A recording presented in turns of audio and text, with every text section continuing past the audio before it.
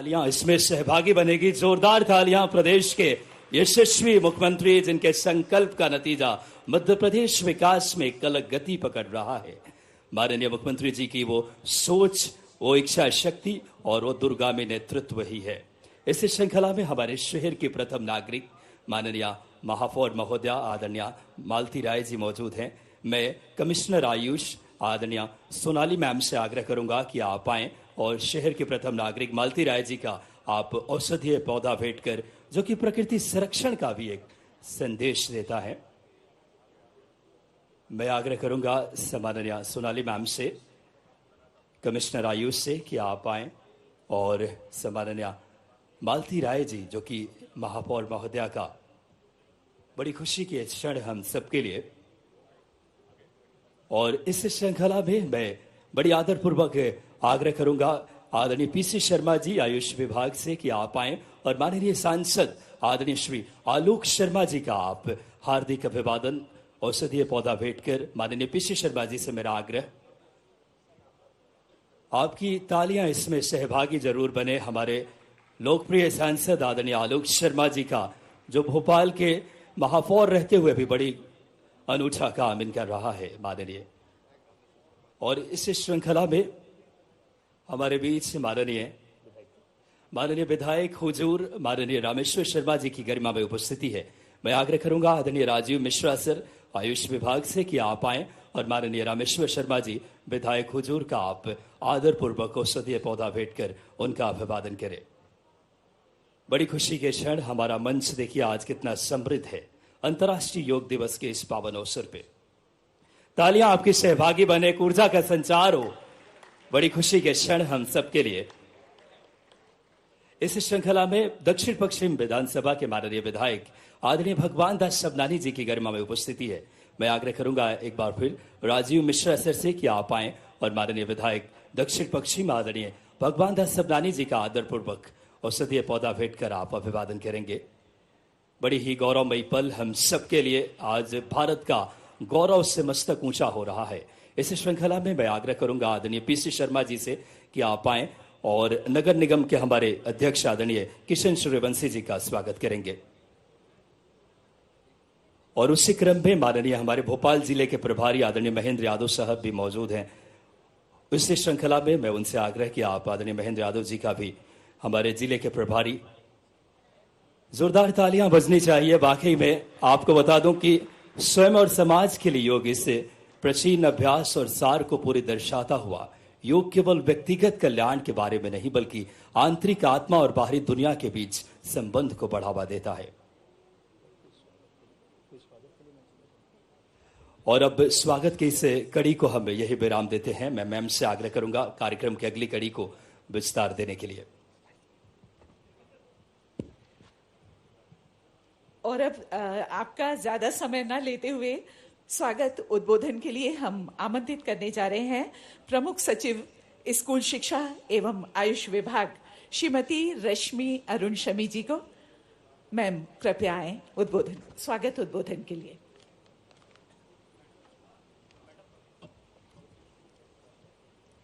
माननीय मुख्यमंत्री जी, इस कार्यक्रम में पधारे समस्त सम्मानीय अतिथिगण, कार्यक्रम में पधारे समस्त अधिकारीगण, प्यारे बच्चों, मीडिया के साथियों, आज के इस 10वें अंतर्राष्ट्रीय योग दिवस के अवसर पर मैं आप सभी का हृदय से स्वागत करती हूं। हम सब जानते हैं कि दिनांक 11 दिसंबर 2014 को यूएन जनरल असेंबली ने 21 जून को अंतर्राष्ट्रीय योग दिवस मनाने का संकल्प पारित किया था। यह संकल्प हमारे माननीय प्रधानमंत्री जी श्री नरेंद्र मोदी जी के अथक प्रयासों से संभव हुआ और इसके कारण हमारे देश जो है वो गौरवान्वित हुआ है कि हमारी प्राचीन परंपरा को पूरे विश्व में स्वीकारा गया है और उसको सम्मान दिया गया है। योग प्राचीन भारतीय परंपरा एवं संस्कृति की अमूल्य देन है। योग सिर्फ व्यायाम नहीं है बल्कि स्वयं के साथ विश्व एवं प्रकृति के साथ एकत्व खोजने का भाव है। इस वर्ष अंतर्राष्ट्रीय योग दिवस की थीम योग स्वयं और समाज के लिए, yoga for self and society है। वर्तमान समय में हम सब की जीवन शैली निरंतर अव्यवस्थित और असंतुलित होती जा रही है और इसके कारण हमारा शारीरिक और मानसिक स्वास्थ्य भी प्रभावित हो रहा है। योग ही एक ऐसा माध्यम है जिसके कारण हम अपने शारीरिक स्वास्थ्य के साथ साथ मानसिक स्वास्थ्य को भी बेहतर कर सकते हैं, उसमें संतुलन ला सकते हैं। प्रदेश में आयुष विभाग के आयुष्मान आरोग्य मंदिर जो हेल्थ एंड वेलनेस सेंटर्स हैं, वहां आयुष महाविद्यालय एवं चिकित्सालय के माध्यम से प्रति दिवस योगाभ्यास कराया जाता है। इसके साथ ही आयुर्वेद जीवन शैली, आहार एवं विचार अपनाने पर बल दिया जाता है और लोगों को प्रेरित किया जाता है। हमारा मानना यह है कि यह रोग से मुक्ति के साथ स्वास्थ्य की रक्षा करना और स्वस्थ जीवन व्यतीत करने में सहायक है। राष्ट्रीय आयुष मिशन के अंतर्गत आयुष स्वास्थ्य कार्यक्रम, आयुष आरोग्य मंदिर एवं आयुष ग्राम प्रारंभ किए गए हैं और इन सभी में आयुर्विद्या कार्यक्रम जो है वो सिखाया जा रहा है। और आयुर्विद्या कार्यक्रम के अंतर्गत विद्यालयीन छात्र छात्राओं को आयुष जीवन शैली एवं योग अपनाने के लिए प्रेरित किया जा रहा है। इन आयुष्मान आरोग्य मंदिरों की सेवाओं को अभी हाल ही में प्रथम चरण में 24 केंद्रों को NABH द्वारा प्रमाणीकरण भी किया गया है।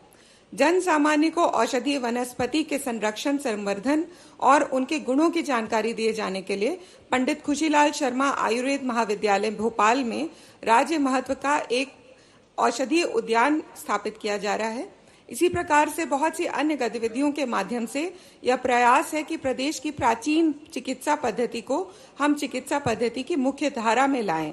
साथ ही प्रदेश के सभी स्कूलों में योग को बढ़ावा देने के लिए निरंतर प्रयास किए जा रहे हैं। आज भी सभी शासकीय स्कूलों में योग का अभ्यास किया जा रहा है। इस वर्ष माननीय प्रधानमंत्री जी द्वारा योग दिवस पर योग के साथ सभी नागरिकों से श्री अन्न अथवा मोटे अनाज के उपयोग करने का आह्वान भी किया गया है। मैं पुनः इस कार्यक्रम में आप सभी का स्वागत करना चाहूंगी और अनुरोध करना चाहूंगी कि हम सभी योग एवं श्री अन्न को अपनी जीवन शैली में निरंतर शामिल करें। धन्यवाद।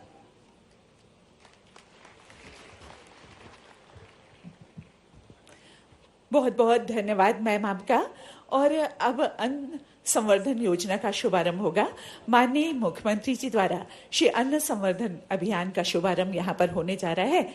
जैसा कि हम सब जानते हैं, हमारे देश में सदियों से मिलेट फसलों की खेती, जिसमें कोदो, कुटकी, ज्वार, बाजरा की जाती रही है, ये हमारे खान पान का अभिन्न हिस्सा रहे हैं।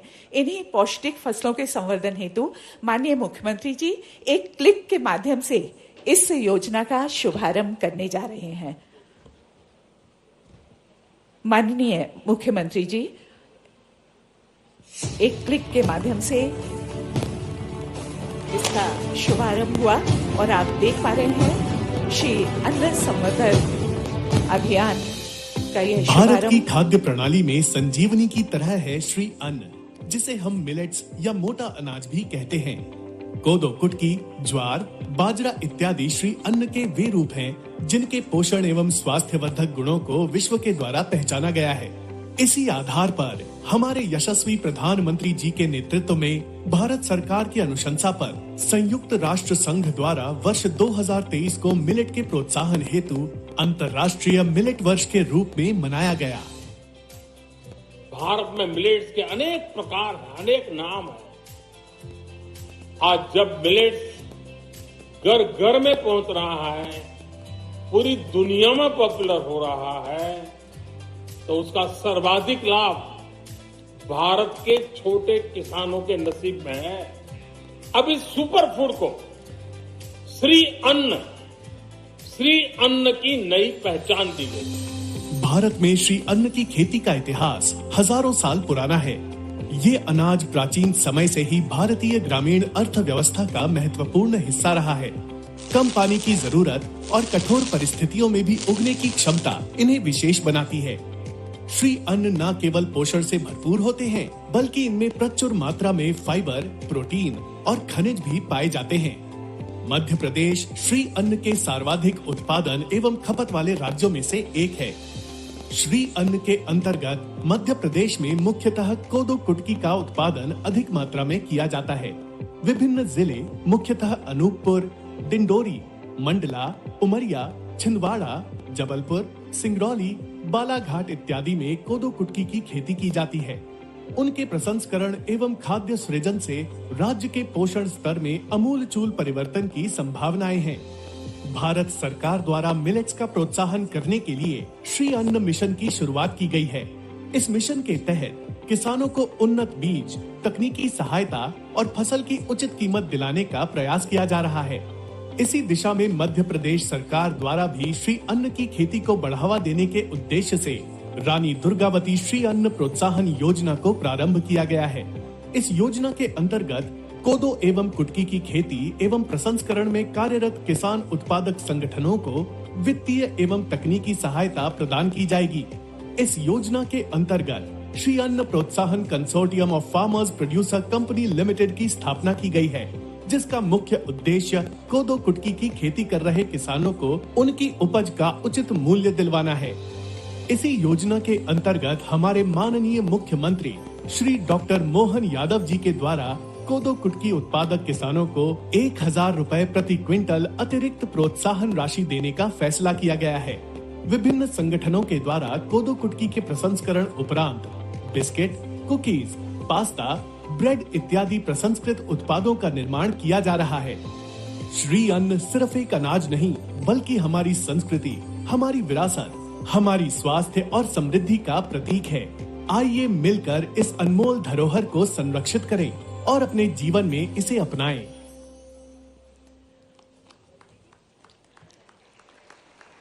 और अब मंच पर आमंत्रित हैं हमारे 2 किसान भाई जिन्हें कोदो कुटकी के बीज यहाँ पर हमारे माननीय मुख्यमंत्री जी भेंट करेंगे। और ये किसान भाई हैं श्री श्याम सिंह कुशवाहा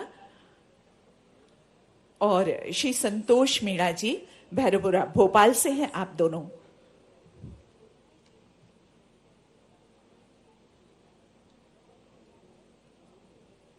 किसान भाई कृपया ऊपर आएं शीघ्रता से।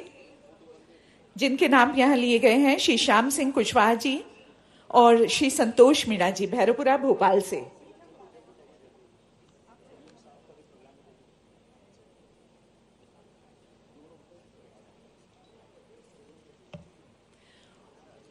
उत्पादन प्रसंस्करण की उन्नत तकनीक के प्रशिक्षण के लिए प्रदेश स्तर पर कृषकों के शैक्षणिक भ्रमण तथा प्रशिक्षण कार्यक्रम भी इस दौरान आयोजित किए जा रहे हैं। और यहाँ पर कोदो कुटकी के ये बीज यहाँ प्रदान किए जा रहे हैं, इन्हें भेंट किए जा रहे हैं।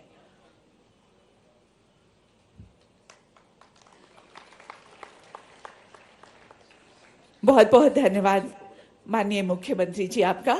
और उद्बोधन के लिए हम आमंत्रित करने जा रहे हैं माननीय मुख्यमंत्री महोदय डॉक्टर मोहन यादव जी को। जोरदार तालियों से स्वागत कीजिए हमारे माननीय मुख्यमंत्री जी का।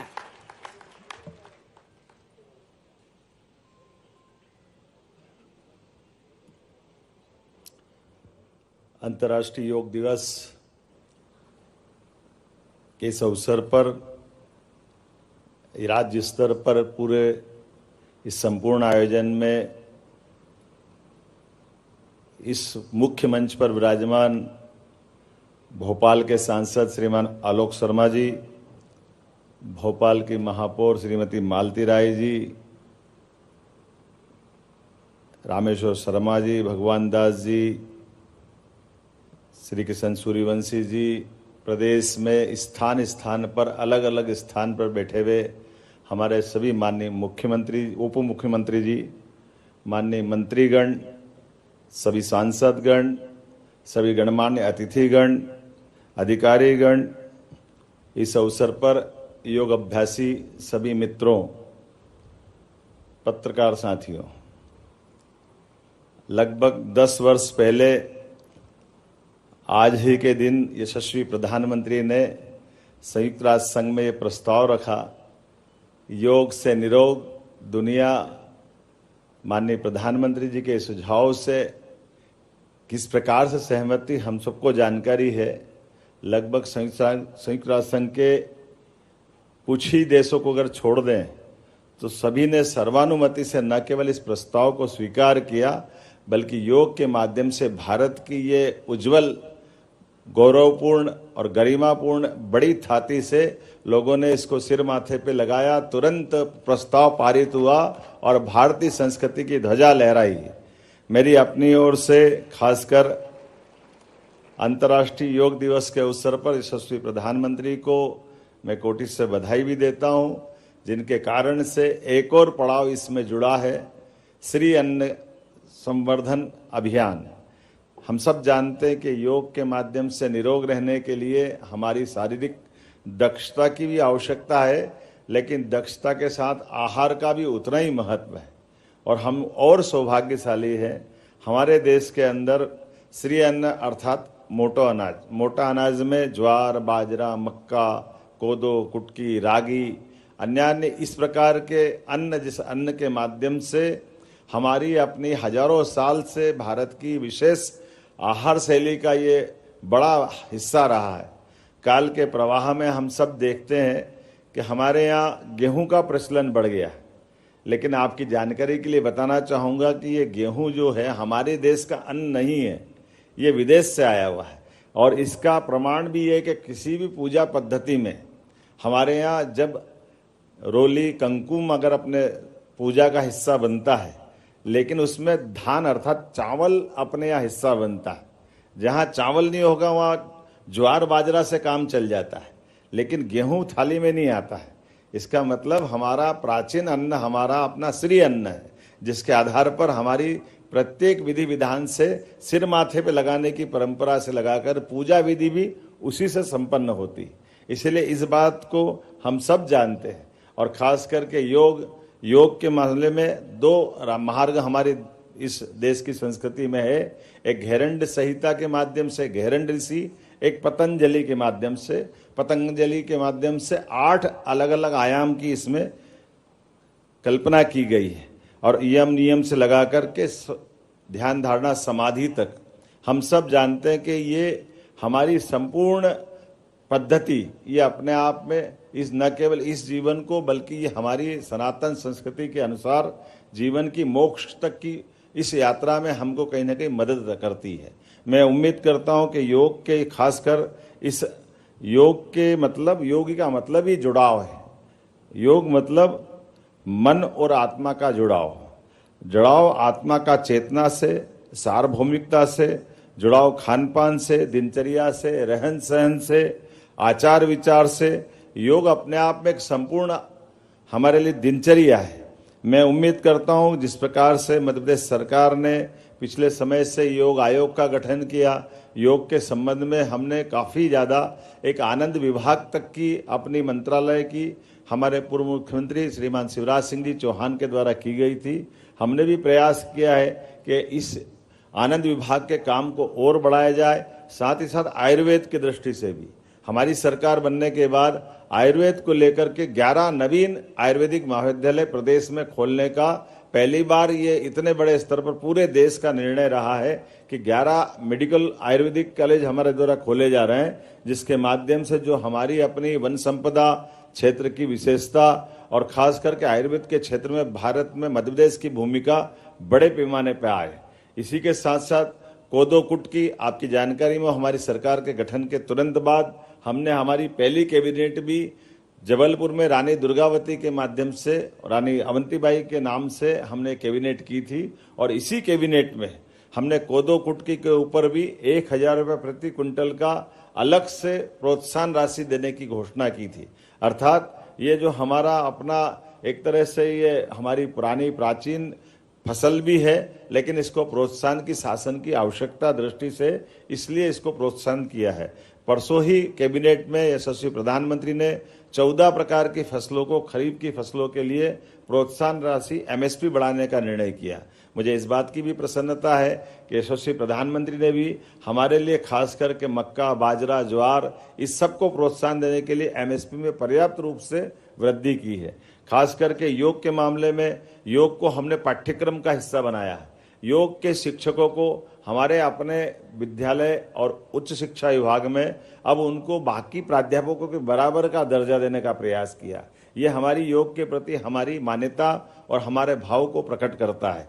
उम्मीद करता हूं कि ये योग दिवस खास करके पूरी दुनिया योग के माध्यम से निरोग रहते हुए ये जो विश्व योग दिवस आज हम मनाने जा रहे हैं, और इसी में श्री अन्न संवर्धन का जो कार्यक्रम किया है, ये दोनों कार्यक्रम के माध्यम से आहार, विचार, व्यवहार और शरीर को निरोग रखने का जो अभियान है, इस यज्ञ की आहुति में हम सबके लिए केवल प्रतिदिन नियमितता और थोड़े समय की आवश्यकता है।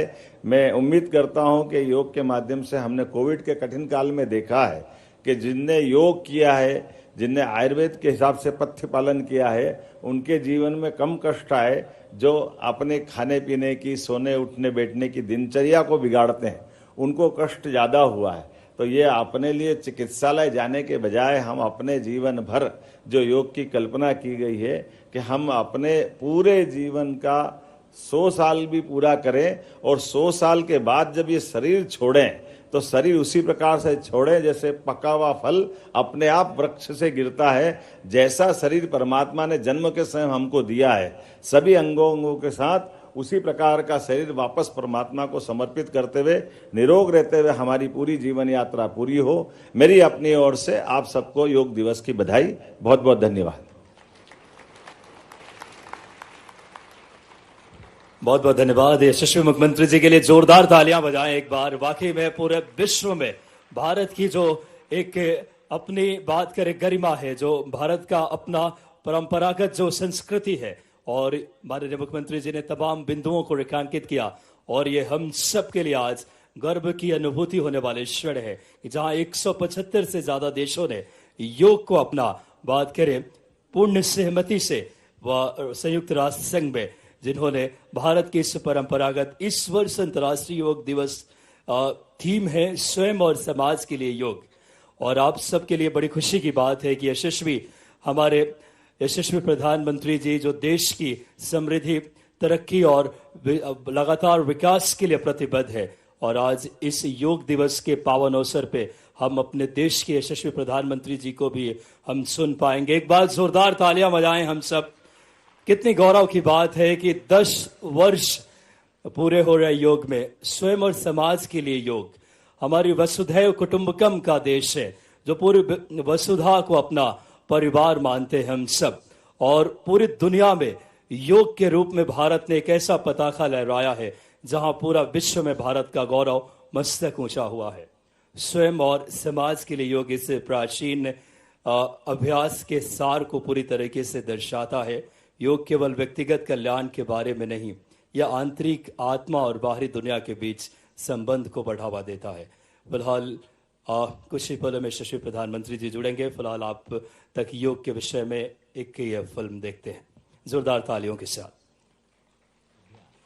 अब हम योग का अभ्यास चालन क्रिया से प्रारंभ करेंगे। ये शरीर में रक्त संचार को बढ़ाता है, थकान तथा शरीर की जकड़ाहट को दूर करता है। ग्रीवा चालन, गर्दन का व्यायाम। प्रथम चरण, गर्दन को आगे और पीछे झुकाना। सचेत मुद्रा में खड़े हों, पैरों को आरामदायक स्थिति में फैलाएं, हाथों को कमर पर रखें। श्वास छोड़ते हुए सिर को धीरे धीरे आगे की ओर झुकाएं। ठुड्डी को छाती से स्पर्श कराने का प्रयास करें। श्वास लेते हुए सिर को पीछे ले जाएं। श्वास छोड़ते हुए सिर को वापस लाएं। ये अभ्यास आराम से करें। ग्रीवा चालन, गर्दन का व्यायाम। द्वितीय चरण, ग्रीवा को बाईं व दाईं ओर झुकाना। श्वास को छोड़ते हुए सिर को दाईं ओर झुकाएं। जितना संभव हो कान को कंधे के निकट तक ले जाएं। श्वास भीतर लेते हुए सिर को सामान्य स्थिति में ले जाएं। श्वास छोड़ते हुए सिर को धीरे धीरे बाईं ओर झुकाएं। श्वास भीतर लेते हुए सिर को वापस सामान्य स्थिति में ले जाएं।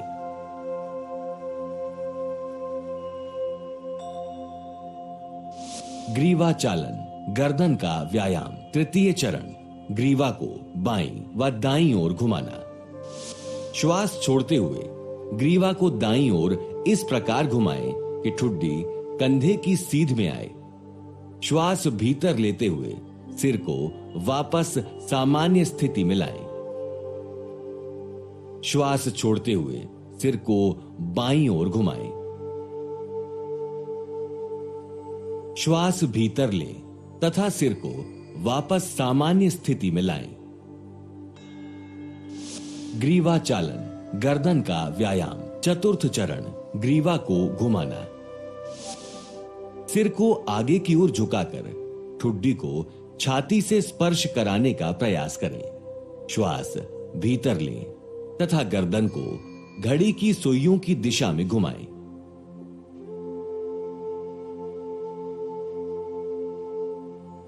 सिर नीचे की ओर ले जाते हुए श्वास छोड़ें। अब सिर को घड़ी की सुई की विपरीत दिशा में घुमाएं। ग्रीवा के चारों ओर खिंचाव, ग्रीवा के जोड़ों और मांसपेशियों में शिथिलन तथा ग्रीवा के दर्द को दूर होने की अनुभूति करें। सावधानियां, अधिक उम्र वाले व्यक्ति एवं सर्वाइकल स्पॉन्डिलाइटिस इसका अभ्यास ना करें। स्कंध चालन, पैर परस्पर मिले हुए हों, पैर से सिर तक के हिस्से को सीधा रखें, भुजाओं को बगल में रखें। श्वास लेते हुए दोनों भुजाओं को सिर से ऊपर उठाएं। हथेलियां ऊर्ध्व दिशा में हों। श्वास छोड़ते हुए दोनों भुजाओं को बगल में वापस ले जाएं। हाथों को सिर के ऊपर ले जाते समय ध्यान रखें वे सिर को स्पर्श ना करें।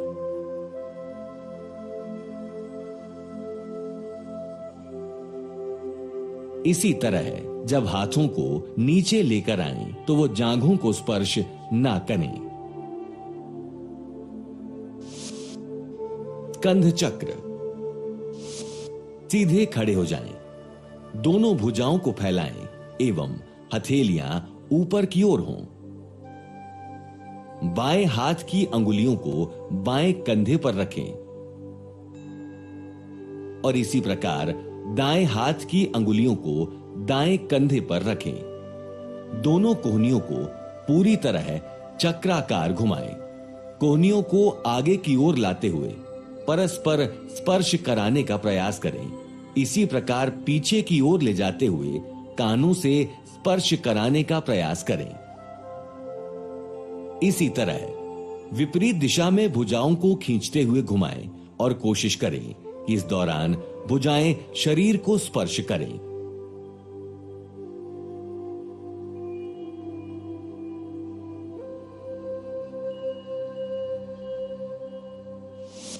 घुटना संचालन, घुटनों को चलाना। श्वास भीतर लेते हुए भुजाओं को कंधे के स्तर तक लाएं तथा हथेलियों को नीचे की ओर रखें। श्वास छोड़ते हुए घुटने मोड़ें तथा अपने शरीर को बैठने की स्थिति में ले आएं। श्वास भीतर लेते हुए शरीर को सीधा करें। इसे 2 बार दोहराएं। इस व्यायाम से घुटने व कूल्हे के जोड़ मजबूत होते हैं। सावधानियां, अर्थराइटिस की समस्या होने पर यह अभ्यास ना करें। आइए अब योगासन की तरफ बढ़ें। कृपया आसनों का अभ्यास अपनी क्षमता अनुसार ही करें। किसी भी आसन के अभ्यास में विशेष कठिनाई होने पर योग प्रशिक्षक से सलाह लें। प्राणायाम, अनुलोम विलोम। सर्वप्रथम किसी भी ध्यानात्मक आसन में बैठ जाएं। बाईं हथेली को बाएं घुटने पर ज्ञान मुद्रा में रखें। दाएं हाथ को नासाग्र मुद्रा में होना चाहिए। दाएं अंगूठे को दाहिने नासिका छिद्र पर रखें।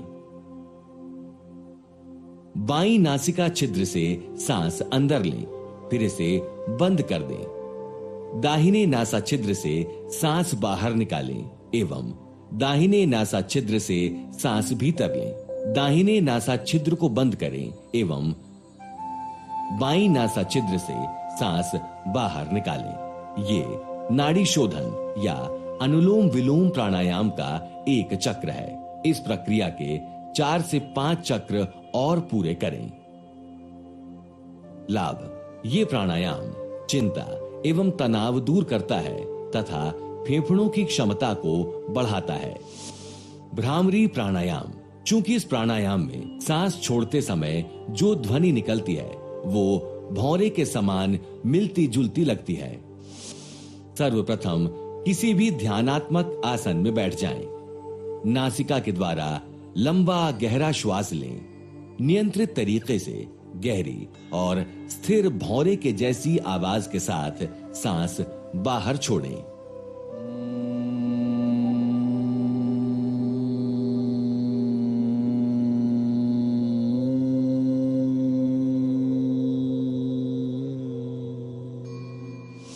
ध्यान लगातार चिंतन मनन की एक क्रिया है। सर्वप्रथम सुखपूर्वक तथा स्थिर होकर ध्यानात्मक आसन में बैठें। इसके पश्चात रीढ़ की हड्डी को सीधा रखते हुए अपने हाथ, पैर और कंधों को ढीला रखने का प्रयास करेंगे व सिर को सीधा रखेंगे। अब हम ज्ञान मुद्रा में बैठेंगे। अब हम अपने शरीर के सभी अंगों पर ध्यान लगाएंगे तथा आती जाती श्वासों को महसूस करेंगे। जब हम श्वास को अंदर की ओर लेंगे तब उसकी शीतलता के स्पर्श को महसूस करेंगे।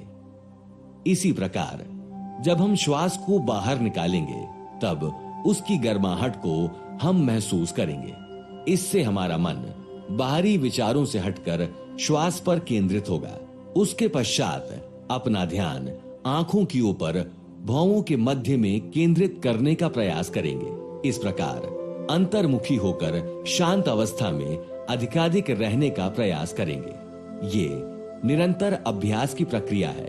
इसे नियमित रूप से 1 मिनट से शुरू कर अपनी सामर्थ्य अनुसार अधिक समय तक किया जा सकता है। लाभ: ये अभ्यास तनाव को दूर करता है, मन को नियंत्रित करता है तथा स्मृति को बढ़ाता है एवं सकारात्मक भावों को उत्पन्न करता है।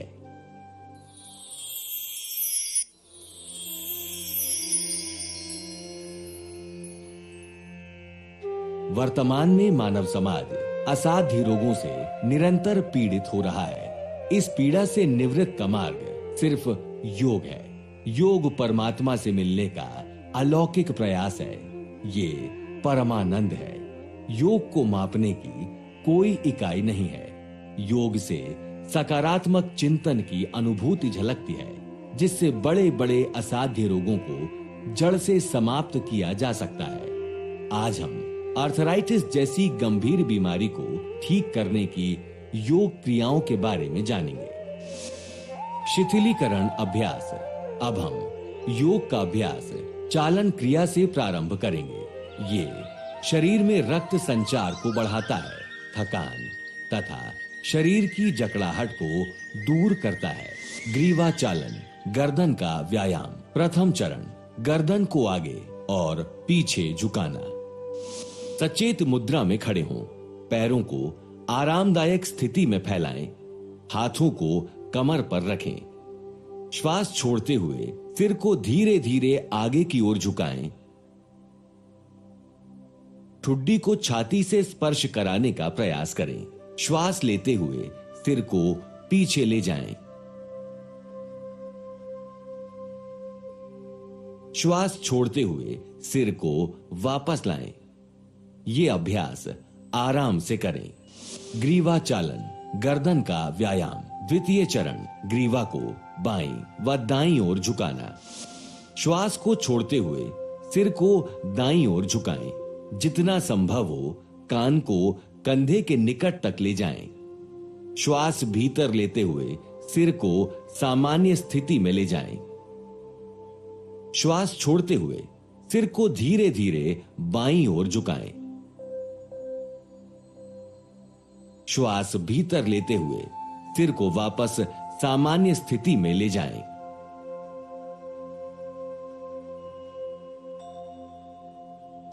ग्रीवा चालन, गर्दन का व्यायाम। तृतीय चरण, ग्रीवा को बाईं व दाईं ओर घुमाना। श्वास छोड़ते हुए ग्रीवा को दाईं ओर इस प्रकार घुमाएं कि ठुड्डी कंधे की सीध में आए। श्वास भीतर लेते हुए सिर को वापस सामान्य स्थिति में लाएं। श्वास छोड़ते हुए सिर को बाईं ओर घुमाएं। श्वास भीतर लें तथा सिर को वापस सामान्य स्थिति में लाएं। ग्रीवा चालन, गर्दन का व्यायाम। चतुर्थ चरण, ग्रीवा को घुमाना। सिर को आगे की ओर झुकाकर ठुड्डी को छाती से स्पर्श कराने का प्रयास करें। श्वास भीतर लें तथा गर्दन को घड़ी की सुइयों की दिशा में घुमाएं।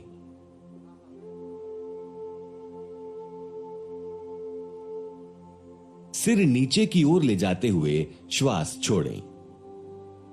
अब सिर को घड़ी की सुई की विपरीत दिशा में घुमाएं। ग्रीवा के चारों ओर खिंचाव, ग्रीवा के जोड़ों और मांसपेशियों में शिथिलन तथा ग्रीवा के दर्द को दूर होने की अनुभूति करें। सावधानियां, अधिक उम्र वाले व्यक्ति एवं सर्वाइकल स्पॉन्डिलाइटिस इसका अभ्यास ना करें। स्कंध चालन, पैर परस्पर मिले हुए हों, पैर से सिर तक के हिस्से को सीधा रखें, भुजाओं को बगल में रखें। श्वास लेते हुए दोनों भुजाओं को सिर से ऊपर उठाएं। हथेलियां ऊर्ध्व दिशा में हों। श्वास छोड़ते हुए दोनों भुजाओं को बगल में वापस ले जाएं। हाथों को सिर के ऊपर ले जाते समय ध्यान रखें वे सिर को स्पर्श ना करें।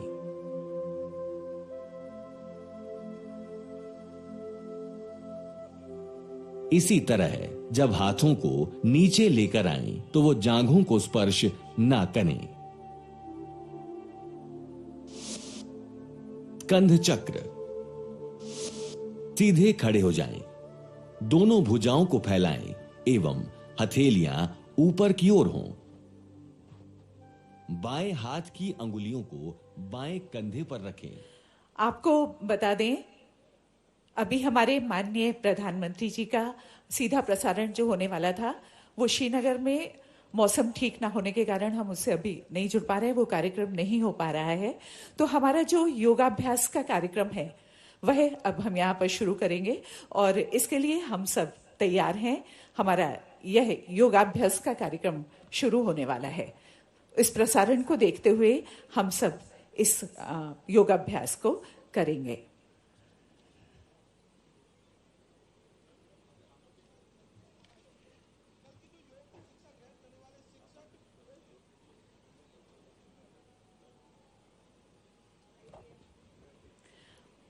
माननीय मुख्यमंत्री जी कृपया अपना स्थान यहाँ पर ग्रहण करें और साथ ही हमारे जो अतिथिगण हैं वो यहाँ मंच पर सब आ गए हैं। आपसे अनुरोध है कृपया इसे स्टार्ट करने का कष्ट करें।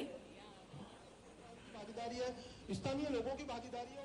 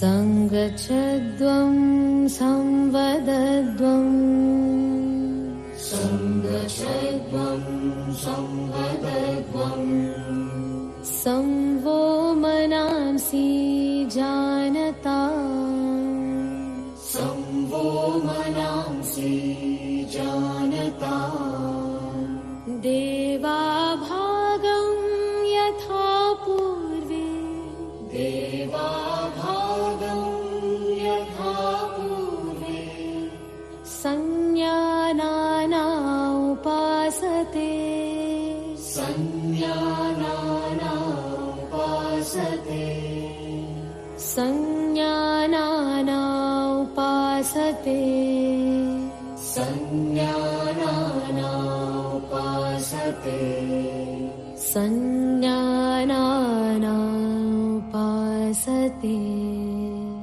संज्ञानाना उपासते।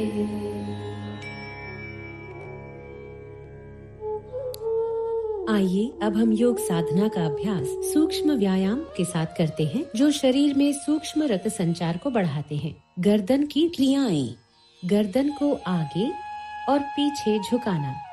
सावधानियां, सर्वाइकल स्पॉन्डिलाइटिस होने की स्थिति में इस आसन को न करें। सम स्थिति में खड़े हों। पैरों के बीच 2 से 3 इंच की दूरी बनाएं। हाथों को कमर पर रखें। श्वास छोड़ते हुए सिर को धीरे धीरे आगे की ओर झुकाएं और ठोड़ी को छाती से स्पर्श करने का प्रयास करें। श्वास अंदर लेते हुए सिर को उतना पीछे ले जाएं जितना आराम से जा सके। ये एक चक्र है, इसे एक और बार दोहराएं।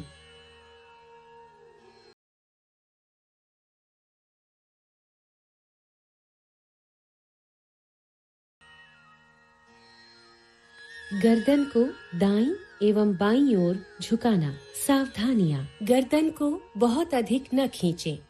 श्वास छोड़ते हुए सिर को धीरे धीरे दाईं तरफ झुकाएं। बाईं ओर खिंचाव को महसूस करें। श्वास अंदर लेते हुए सिर को सामान्य स्थिति में लाएं। श्वास छोड़ते हुए सिर को बाईं तरफ झुकाएं। दाईं ओर खिंचाव को महसूस करें। श्वास अंदर लेते हुए सिर को वापस सामान्य स्थिति में लाएं। ये एक चक्र है, इसे एक और बार दोहराएं।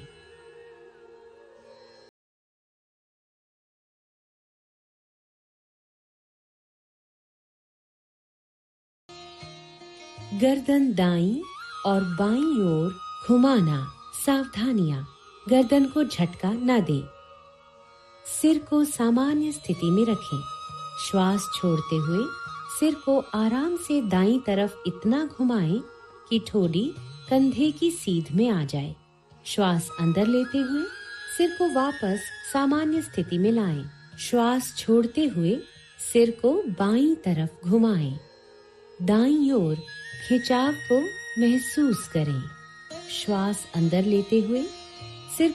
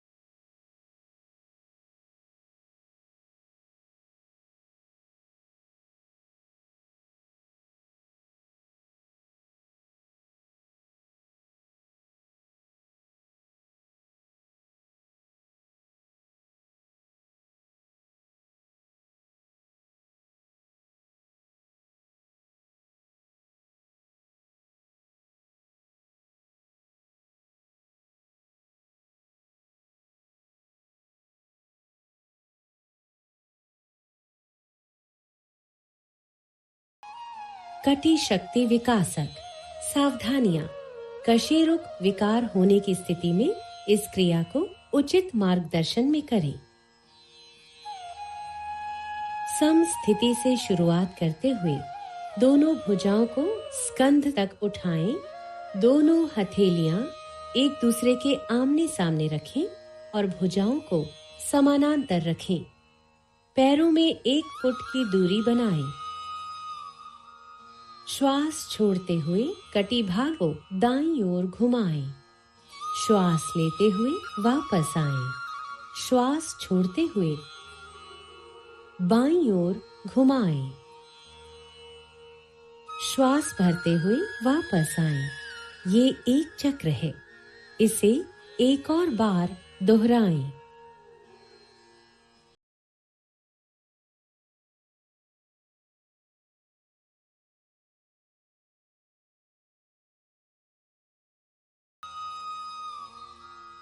श्वास छोड़ते हुए धीरे धीरे भुजाओं को वापस सामान्य स्थिति में लाएं। पैरों को जोड़ें, विश्राम करें। घुटना संचालन। सावधानियां, आर्थराइटिस और मोटापे से पीड़ित होने पर इस क्रिया को ध्यान पूर्वक करें। सम स्थिति से शुरुआत करें। पैरों में 1 फुट की दूरी बनाएं।